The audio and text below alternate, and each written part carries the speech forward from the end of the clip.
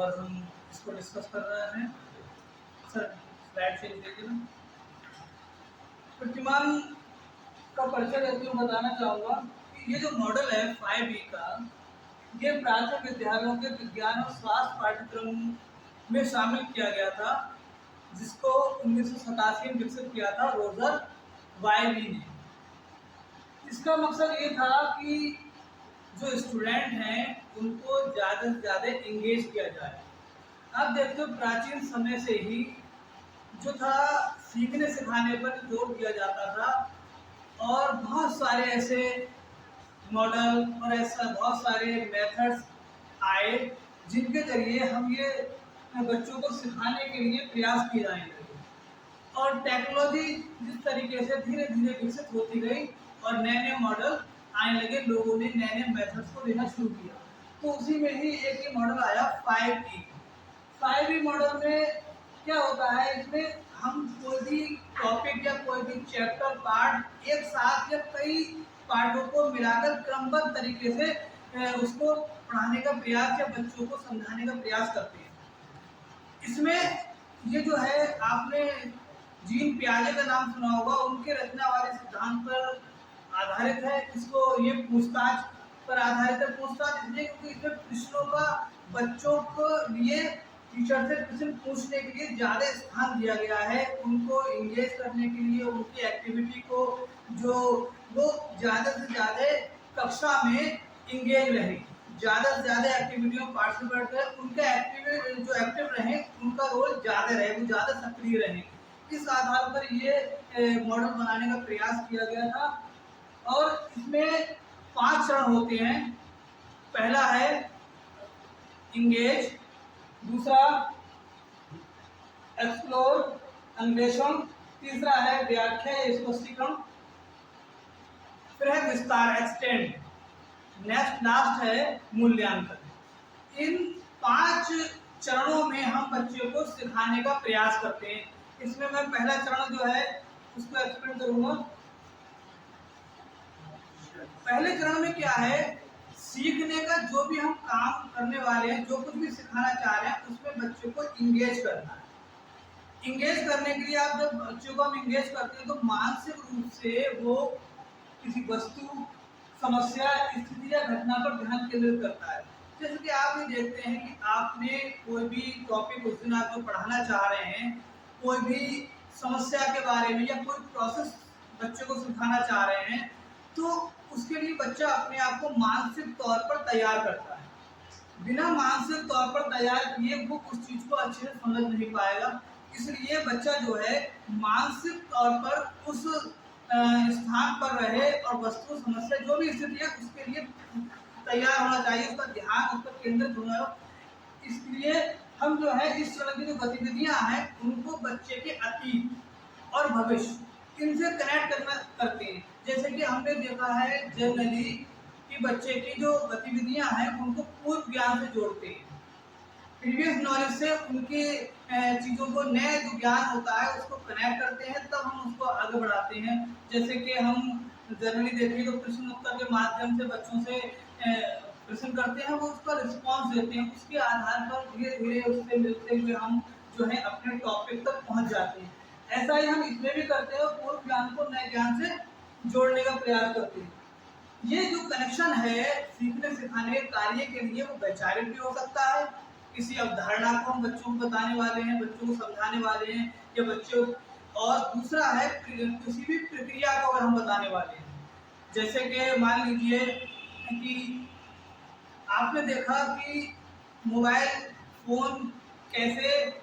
Operate किया जाए या टीचिंग कैसे ऑपरेट की जाती है, प्रोसेस है, तो हम उसको बच्चों को सिखा रहे हैं कि आप पहले माइक्रो टीचिंग कीजिए, माइक्रो टीचिंग में ये स्टेप है, उनको आप ये प्रोसेस हम बनाते हैं क्रमबद्ध तरीके से प्रोसेस, तो उसको हम सिखाना चाह रहे हैं।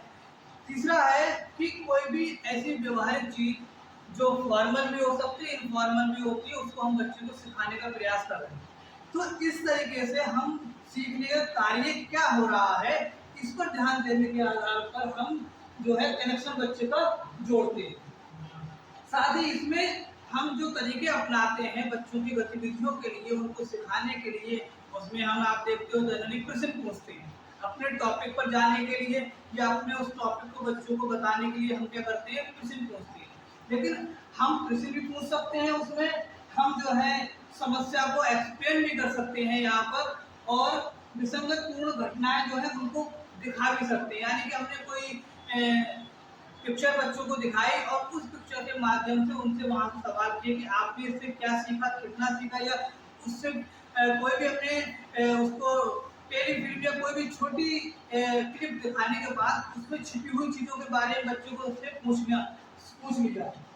और समस्यात्मक स्थिति का अभिनय, यानी कि कुछ ऐसी स्थिति भी हो सकती है कि हम एक्ट करके भी बच्चों को वहां पर एंगेज कर सकते हैं। कहने का मकसद इतना है कि इस वाले स्टेप में बच्चों को हमें इंगेज करना है इस तरीके से कि वो और टीचर दोनों लोग सहभागिता के आधार पर इंगेज, इस तरीके से इंगेज हो जाएं कि वो सीखने के लिए तत्पर रहे, तैयार रहे। साथ ही जो टीचर है उसका इसमें मेन रोल ये रहता है कि वो सिचुएशन क्रिएट करता है जिस सिचुएशन को बच्चे को सिखाना चाह रहे हैं। जो भी चीज आप सिखाना चाह रहे हैं वो सिचुएशन जो है टीचर क्रिएट करता है। और जो भी इंस्ट्रक्शन देने होते हैं उनकी पहचान करता है, उसके नियम भी वही बनाता है। इसके बाद जो नियम बनते हैं उन नियमों का को कैसे ऑपरेट किया जाए वो भी टीचर पहले से डिसाइड कर लेता है। अगला है अन्वेषण, यानी कि इसको हम इस तरीके से लेते हैं कि जैसे आपने बच्चे को जब इंगेज कर दिया, बच्चे ने आपके जो भी आप सिखाने वाले थे, ये जो समस्या थी या वस्तु के बारे में या अवधारणा के बारे में बच्चे तक वो बात पहुंच गई। अब बच्चा उस समस्या के बारे में खोज कर रहा है। हम किस तरीके से इसमें जो गतिविधियां होती है बच्चों को शामिल करने के बाद उसको एक्सप्लोर करने के लिए समय लेते हैं, क्योंकि इसमें समय ज़्यादा, क्योंकि मैंने बताया कि आपने एक नहीं कई पार्ट को जोड़कर क्रमबद्ध तरीके से आप इसको सिखाने का प्रयास करते रहते हैं। इसको इस तरीके से डिजाइन किया जाता है जिसमें छात्र जो हैं अपने सामान्य और जो उसके ऐसे अनुभव है, बहुत सारे अनुभव ऐसे होते हैं जो स्पेशल होते हैं, कुछ अनुभव ऐसे होते हैं जो स्पेशल होते हैं, और उन अनुभवों के आधार पर वो अपनी अवधारणाओं का, अपने प्रक्रियाओं का और अपने कौशलों का निर्माण करता है। सामान्य से जैसे कि हम रोजमर्रा की लाइफ में तैयार होना, कहीं जाना या कुछ काम करना, स्कूल जा रहे हैं, हम कोई भी ऐसे काम कर रहे हैं जो रेगुलरिटी में रहते हो, हमने उसको सामान्य सी भाषा में ले दिया। लेकिन कुछ ऐसे अनुभव कि किसी का कोई एक्सीडेंट का केस है, उस बच्चा स्पेशल हो गया कि वो उससे अनुभव जुड़े हुए उसके होंगे। जनरली कोई बच्चा कहीं घूमने गया हुआ है, जैसे फर्ज कीजिए, या आप ये सोच सकते हैं कि कोई भी नैनीताल गया है, वो वहाँ की लोकेशन के बारे में, वहाँ के इन्वायरमेंट के बारे में बता सकता है। लेकिन कोई बच्चा ऐसा है जो वहाँ नहीं गया है, तो क्या है यहाँ पर हम देख रहे हैं कि वो उसके ठोस अनुभव है कि उसने उन चीजों को बारीकी से देखा है, वो वहां तक गया है, समझा है उसने। तो बहुत सारी अवधारणाएं, प्रक्रियाएं या बहुत सारे स्किल्स ऐसे हो सकते हैं जिनको बच्चा निर्माण करता है, उनको सीख लेता है, लेकिन कुछ सामान्य अनुभव के आधार पर, कुछ ठोस अनुभव के आधार पर उनको सीखने का प्रयास करता है। तो इसलिए हमें उनको जो एक्टिविटी है वो किस तरीके से डिजाइन की जानी चाहिए। लास्ट में यह है कि हमें ये ध्यान रखना चाहिए कि वो बच्चों के लिए सार्थक है। अगर वो चीज सार्थक नहीं होगी तब भी वो बेहतर नहीं होगी उनके लिए। अगर बच्चा इंगेज हो रहा है, अपना टाइम ले रहा है, खोज कर रहा है किसी भी वस्तु के लिए, अवधारणा को सीखने के लिए, घटना के बारे में जानकारी लेने के लिए, तो ये वो सार्थक हो तब ज्यादा बेहतर है। साथ ही हम ये भी कर सकते हैं, जो इस गतिविधि जो होती हैं उनको ये हम कर सकते हैं कि उद्देश्य है वो अनुभवों को स्थापित करना है जिनका उपयोग शिक्षक और छात्र अपने दैनिक जीवन में वैज्ञानिक और तकनीकी अवधारणाओं, प्रक्रियाओं, कौशल को औपचारिक रूप से पेश करने और चर्चा करने के लिए कर सकती है। जैसे हमारा ये जो खोज की या अन्वेषण की गतिविधियां हैं, जो एक्टिविटी है, इनका उद्देश्य ये होता है जो भी अनुभव आपके पास है और आप दैनिक जीवन में देखते हो, रोजमर्रा में बहुत सारी वैज्ञानिक या तकनीकी चीजों के आधार पर आप जनरली कुछ चीजों को सीख लेते हो, लेकिन वो कहीं ना कहीं मिसिंग होती है। कुछ चीजें ऐसा होता है छूटी हुई होती हैं, जैसे कि जनरली आप एक चाय बनाते हैं और आपने जनरली चाय, चीनी, पत्ती, दूध सब एक साथ रख दिया। हम कह सकते हैं कि ये चाय बन सकती है, बेहतर बने, कैसी बने, लेकिन एक सिस्टमेटिक तरीका नहीं। सिस्टमेटिक तरीका फिर आपने अपनाया, हम पानी खोला लें, हम फिर चीनी पत्ती डाल दें। कुछ लोगों का उसमें तरीके अलग अलग होते हैं, कुछ मिसिंग चीजें हो सकती हैं हमने सीखी हुई चीज में, तो उनको स्थापित किया जाए उन अनुभवों को जो कि आप में मिसिंग थी या जो चीजें आपने बेहतर तरीके से नहीं सीखी थी। जैसे हम माइक्रो टीचिंग में कराते हैं कि उसको स्टेबल करते हैं सिमिलर टीचिंग के लिए बच्चों को तैयार करने के लिए। सिमिलर टीचिंग जब बच्चा करेगा तो उसमें छोटे छोटे पॉइंट जो है उनको वो जनरली जानता है। आप अभी भी देख रहे हैं कुछ बच्चे ऐसे हैं जो ट्यूशन पढ़ाते हैं या कुछ और, लेकिन वो उन चीजों को मिसिंग है जो कि हम यहाँ बताते हैं कि ब्लैक बोर्ड पर आपको किस तरीके से लिखना है, कैसे एंगल पे आपको खड़ा होना है, किस तरीके से आपको एक्सप्लेन करना है, कैसे आपको शुरुआत करनी है, टीचिंग पॉइंट आपको जो लेसन प्लान बना रहे हैं उसमें टीचिंग पॉइंट आपको कैसे कैसे आपको बनाने हैं, उन सब बातों को हमें क्या कहेंगे, इनको हम ये कहेंगे उन अनुभवों को स्थापित करते हैं इन्हीं सब चीजों के आधार पर। और आप देखते हो कि जो बहुत सारी अवधारणाएं हो सकती हैं, कौशल हो सकते हैं, या तो इनको हम औपचारिक रूप से अन्वेषण गतिविधियों के उद्देश्य में हम जो है ये समझ पाए कि उन अनुभवों को हम स्थापित करते हैं जो कि हमारे ऐसे अनुभव थे जो हमारे कहीं ना कहीं उन जो भी कौशल सीखना चाह रहे थे, हम जो स्किल अपने डेवलप करना चाह रहे हैं, तो उसमें हम बेहतर नहीं थे, लेकिन इन गतिविधियों एक्टिविटी के करने से हम जो है अपने उसमें मैच्योर होने लगे। जिसमें हम अनमैच्योर थे उनमें हम मैच्योर होने लग जाते हैं। इसमें जो है स्टूडेंट्स के पास पर्याप्त समय होता है, पर्याप्त समय हमें देना भी चाहिए जिससे वो वस्तुओं और घटनाओं की स्थितियों का सही तरीके से पता लगा लें। जैसे कि हमने इंगेज किया और आज उनको बताया कि आप जो हैं इस टॉपिक पर या इस समस्या पर हम डिस्कस कर रहे हैं, इस समस्या से संबंधित चीज़ों पर हमने उसको इंगेज किया, तो जरूरी नहीं कि हम उसी क्लास में ही ये काम करें। हम उनके लिए अगले दिन का समय दे सकते हैं, हम उन्हें 2 दिन का समय दे सकते हैं, 2 दिन के समय के बाद हम उनसे आगे की प्रोसेस अगले स्टेप पे जा सकते हैं। तो हम ये देखते हैं कि हम जो है एक्सप्लोर कर रहे होते हैं एक्टिविटीज के, वो सीख लेते हैं और उनको एक्सप्लोर करने में उनको समय मिल जाता है। अब हम जो है अगले स्टेप पर सब नेक्स्ट करेंगे।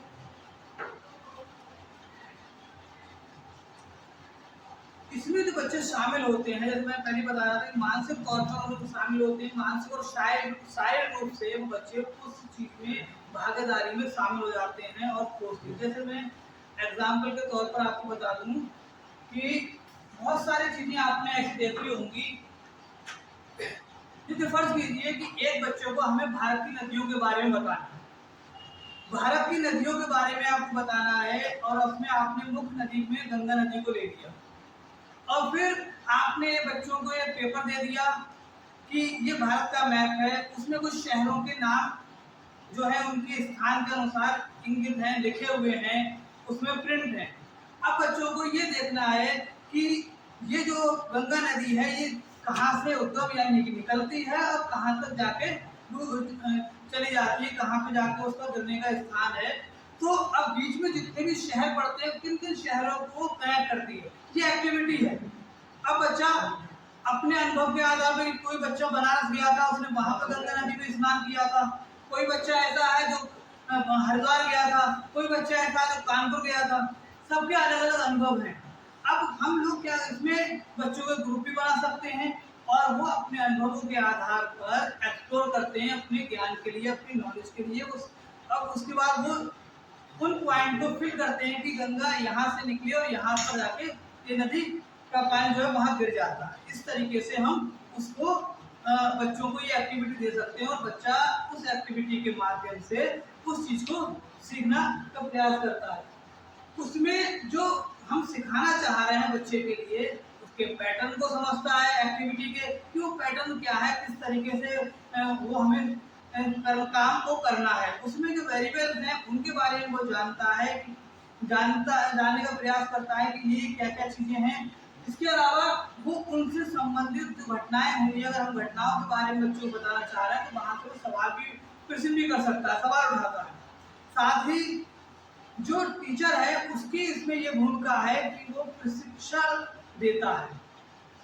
बच्चों के लिए कि ये जो एक्टिविटी है आपको किस तरीके से करनी है, इस एक्टिविटी को में आपको अपना जो आपकी भूमिका है किस तरीके से आपको निभानी है।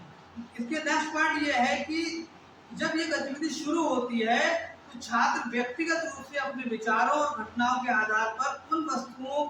उन सामग्रियों, उन स्थितियों की जांच करने का प्रयास करता है। अब मैंने बताया कि वो अपने उस क्लासरूम के अंदर भी ये काम कर सकता है। उसके बाद अगर वो एक्टिविटी या वो जो हम सिखाना बच्चों को चाह रहे हैं उसमें अगर टाइम है तो उसके लिए हम 2 दिन का या 3 दिन का समय भी दे सकते हैं कि वो एक्सप्लोर करे अपनी नॉलेज के लिए और जो प्रीवियस उसकी नॉलेज है उससे वो कनेक्ट होने लगे।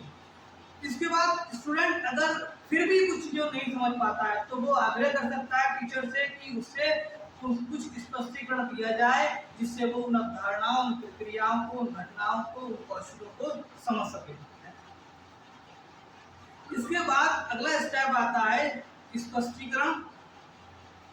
जिसको हम एक्सप्लेनेशन कहते हैं। एक्सप्लेन, यहाँ एक्सप्लेन आप जानते हैं कि कोई भी ऐसी प्रक्रिया,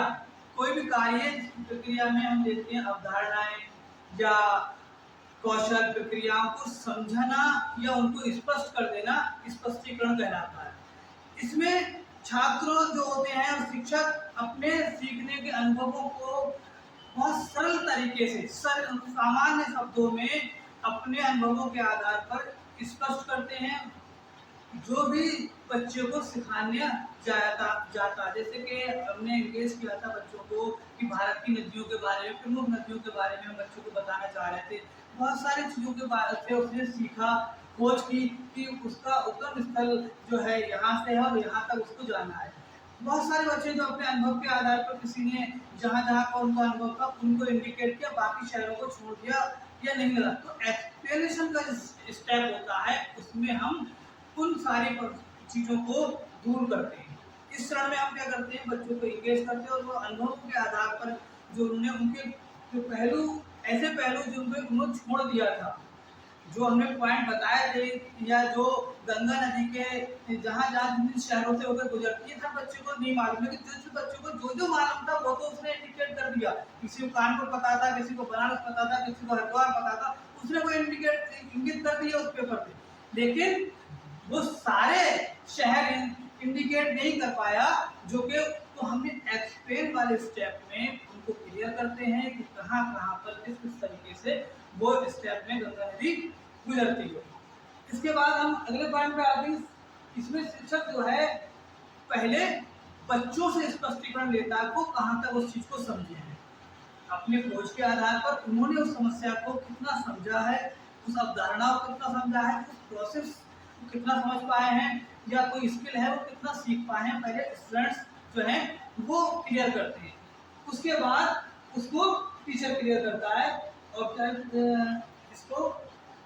फिर आप देखते हो कि जो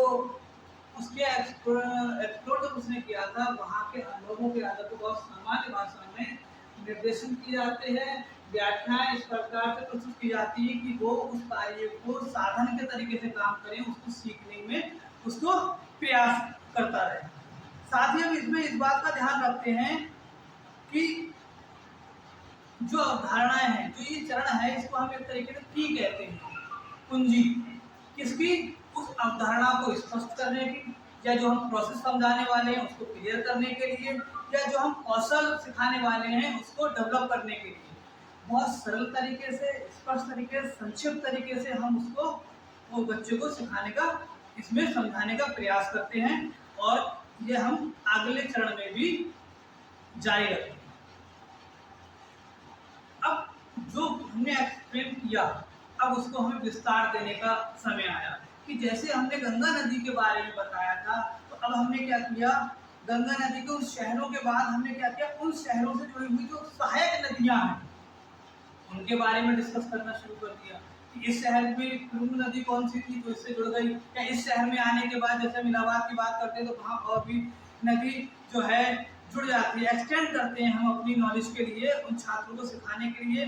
तो हम देख रहे हैं कि एक बार छात्र अपने सीखने के कार्यों की व्याख्या हो जाने के बाद उन्हें आगे के अनुभव में शामिल करना महत्वपूर्ण है, क्योंकि अवधारणाओं, प्रक्रिया, कौशलों को लागू, विस्तार, विस्तृत करते हैं, मतलब एक्सटेंड करते हैं। फिर है कुछ छात्र अभी भी गलत अवधारणाएं रखते हैं, अभी भी नहीं समझ पाते, तो वे केवल अपने अनुभव में से हम एक अवधारणा समझ पाते हैं। जैसे कि जब उन्होंने अनुभव किया तो वो अभी वहीं अटके हुए हैं कि उन्होंने कानपुर में गंगा नदी देखी थी, लेकिन इलाहाबाद कैसे पहुंच गई या बनारस कैसे, वो उसका उनको अभी नहीं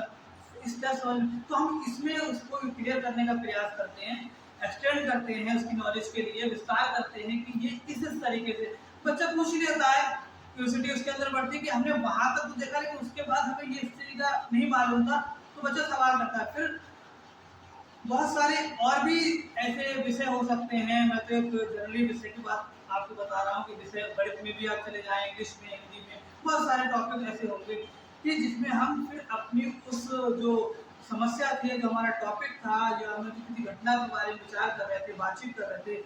तो उसका हम विस्तार कर रहे हैं, एक्सटेंड कर रहे हैं। तो ये हम देख रहे हैं कि जो बच्चा सीख पाया था उसमें कुछ पहलू ऐसे थे छूट गए, बच्चा नहीं समझ पाया। तो इस वाले स्टेप में हम उनको फिर और जोड़ने का प्रयास करते हैं, और इसी के साथ जो गलत अवधारणाएं थी उनको जो एक अवधारणा इसमें समझी थी उसको फिर हम आगे की अवधारणाओं में अगली जो चीजें होती हैं उनको समझाने का प्रयास करते हैं। एक्सटेंड एक्टिविटी जो होती है अगले समय में या आगे के समय में अनुभव प्रदान करती है, सीखने में योगदान। जब वो यहाँ पर वो सीख लेता है तो आगे उसे क्या करना है, भविष्य में हो सकता है उसे ऐसी प्रॉब्लम आ जाए या ऐसी कोई समस्या आ जाए, तो वो वहां पर उसका उपयोग करना सीख लेता है। लास्ट में हम पहुंचते हैं मूल्यांकन पर। मूल्यांकन में क्या है कि जनरली हम क्या करते हैं कि हम टेस्ट कराते हैं, परीक्षण लेते हैं कि जो बच्चे ने सीखा वो कितना सीखा था, उसके लिए हमने टेस्ट कर दिया।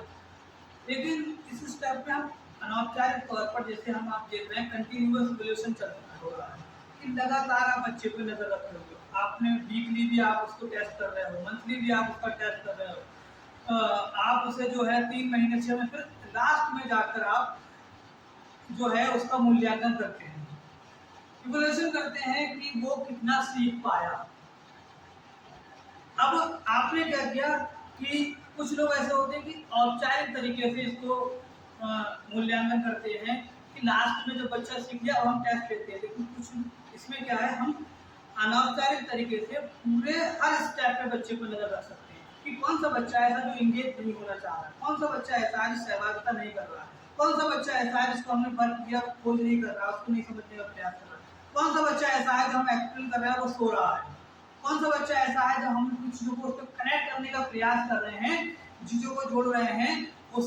उससे आने वाले जो समस्याएं हैं या आगे भविष्य में उन चीजों को उपयोग करने के लिए हम लोग उस समस्या का या उस टॉपिक का विस्तार कर रहे हैं, एक्सटेंड कर रहे हैं उसकी नॉलेज को, तो वो क्यों नहीं समझ पा रहा है या कौन से उसके पहले छूट गए थे। हर चीज का हम मूल्यांकन करना है।